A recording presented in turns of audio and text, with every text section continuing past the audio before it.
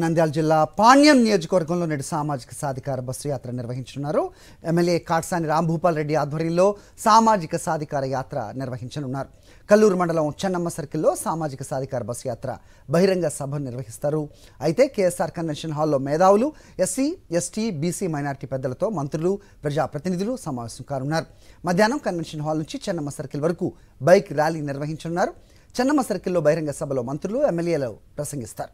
ఈ కార్యక్రమంలో deputy CM Narayana Swamy, MP Gorantla Madhav, MLC Sheikh Mohammed Iqbal, MP Gurumurthy, MLA Hafeez Khan, MP Sanjeev కుమార్లు సామాజిక యాత్రలో పాల్గొంటారు.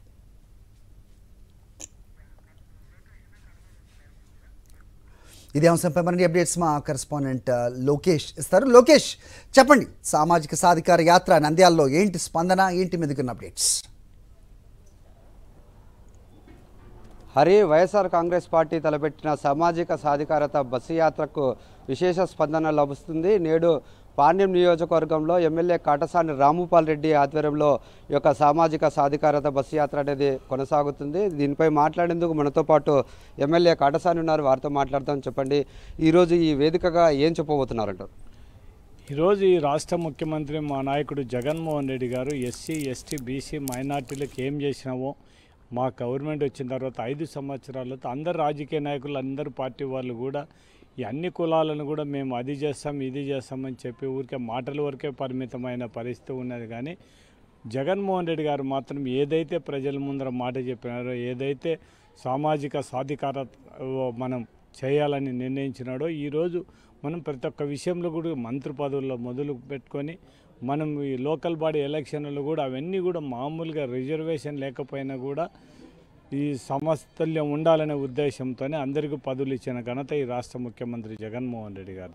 మొత్తం అన్నీ కూడా ఏదైనా కూడా ఇప్పుడు మనం ఈ పథకాలు కానీ ఇవన్నీ కూడా ఎక్కువ బెనిఫిట్ అవుతుంది ఎస్సీ, ఎస్టీ, బీసీ, మైనార్టీ ప్రజలు ఎక్కువ బెనిఫిట్. ఈరోజు దగ్గర మనం 1,76,00,000 రూపాయలు కేవలం వీళ్ళకు మాత్రమే, ఈ వెనుకబడిన తరగతులకు, ఎస్సీ, ఎస్టీలకు మాత్రమే ఈరోజు మనం డబ్బులు ఇవ్వగలిగినామంటే మాట మీద నిలబడిన నాయకుడు ఈ రాష్ట్ర ముఖ్యమంత్రి జగన్మోహన్ రెడ్డి. అందుకే ఈరోజు ప్రతి ఒక్క నియోజకవర్గంలో కూడా సామాజిక సాధికారత బస్ యాత్ర ఎందుకు దిగ్విజయం అవుతున్నాయంటే మనం ప్రజలకు చేసినాం. వాళ్ళు కూడా అన్ని కులాల ప్రజలు కూడా ఈరోజు ఈ రాష్ట్ర ముఖ్యమంత్రికి బలపరచాలనే ఉద్దేశంతోనే ఈ మీటింగ్లని, బస్ యాత్రలను కూడా అన్నీ సక్సెస్ కావడం జరుగుతుంది. ఏదో ఇంతకుముందు చంద్రబాబు నాయుడు నేను బీసీ, నా పేటెంటు, నేను అంతా బీసీలకు చేస్తాను, కానీ చేసింది ఏం లేదు.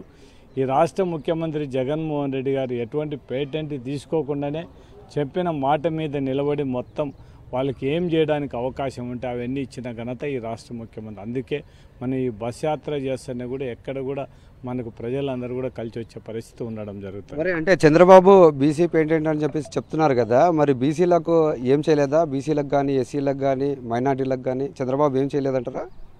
ఇప్పుడు 4% రిజర్వేషన్ ఇచ్చిన ఘనత దివంగత నేత రాజశేఖర రెడ్డి గారిది.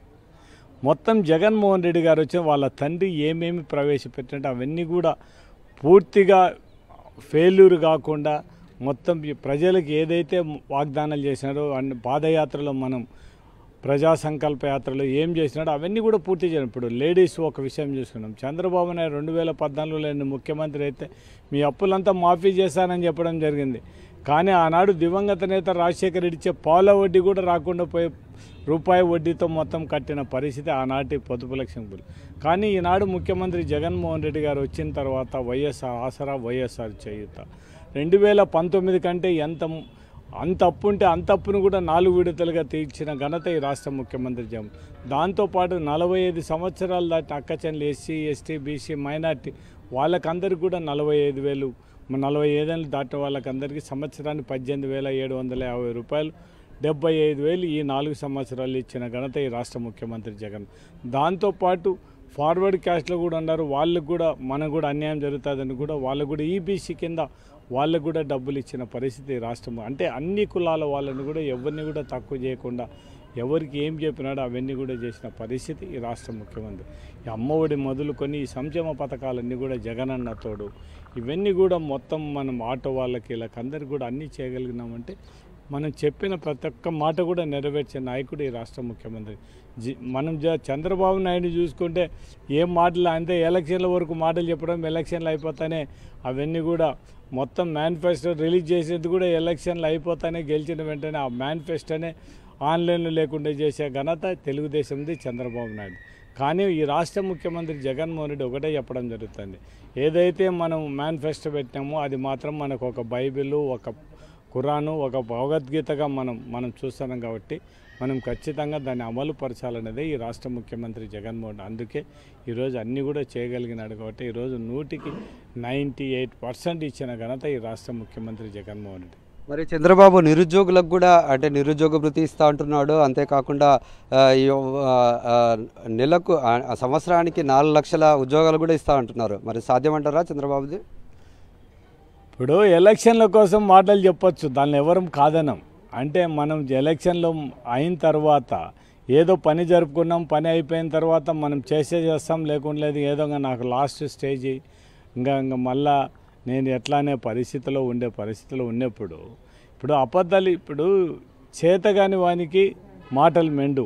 ఇప్పుడు మనకు పెద్దలు కూడా చల్లని రూకకు గీతలు మెండు, చేతగానికి మాటలు మెండు అనేది చంద్రబాబు నాయుడు పరిస్థితి. అది వాళ్ళు ప్రజలందరినీ కూడా ఒకటే కోరుతున్నాం, ఈ రాష్ట్ర ప్రజలందరినీ కూడా 14 సంవత్సరాలు ముఖ్యమంత్రిగా పనిచేసి ఏ రోజన్నా ఒక్క మాట మీద నిలబడినాడా చంద్రబాబు నాయుడు? అది ఆలోచన చేయమని చెప్పి ప్రజలను కోరుతున్నాం. ఏముంది చెప్పు, పొదుపు లక్ష్యంలకు డబ్బులు ఇస్తానని ఎగరగొట్టేశారు, రైతులకు రుణమాఫీని ఎగరగొట్టారు, నిరుద్యోగులకు నిరుద్యోగ భృతి అని చెప్పి ఏమి ఇచ్చినట్టు చెప్పవను, కనీసం ఫీజు రియంబర్స్మెంట్ ఇవి కూడా ఇబ్బంది. లాస్ట్కు ఆయన అప్పు పెట్టిపోయినది మన గవర్నమెంట్ వచ్చినాక కట్టిన పరిస్థితి. అటువంటిది ఇంటికి ఒక ఉద్యోగం ఇస్తాను ఏమి ఇచ్చినట్టు చెప్పు, ఇండ్లు కట్టేసాను, ఇండ్లు కూడా కట్టలేదు. ఇవన్నీ పరిస్థితి జగన్మోహన్ రెడ్డి చెప్పినట్టు అన్నీ కూడా 30 లక్షల ఇళ్ల స్థలాలు ఇవ్వడం, 20 లక్షల మందికి ఇండ్లు కట్టడం, ఇవన్నీ కూడా జగన్మోహన్ రెడ్డి చెప్పిన మాట ప్రకారం ఇవన్నీ చేయడం జరుగుతుంది. కాబట్టి నేను ప్రజలందరినీ కూడా కోరేది ఒకటి, ఎవరైతే ఏ పార్టీ ఏ నాయకుడైతే మాట మీద అటువంటి వాళ్ళను అటువంటి పార్టీనే మీరు గెలిపించాలని ప్రజలందరినీ కోరడం జరుగుతుంది. ఇది మనం చూసుకుంటుంటే హరే కుల మతాలకు అతీతంగా, ఈ యొక్క రాజకీయాలకు అతీతంగా ఈ యొక్క ఎవరైతే ఎస్సీ ఎస్టీ బీసీ ముస్లిం మైనార్టీలు ఉన్నారో వారితో పాటు సామాన్యమైన ప్రజలకు కూడా అన్ని పథకాలు అందిస్తున్నారు. కాబట్టి ఈరోజు వైఎస్ జగన్మోహన్ రెడ్డికి ఇంత పెద్ద ఎత్తున స్పందన లభిస్తుందని చెప్పేసి ఎమ్మెల్యే కాటసాని చెప్తున్నారు. హరి.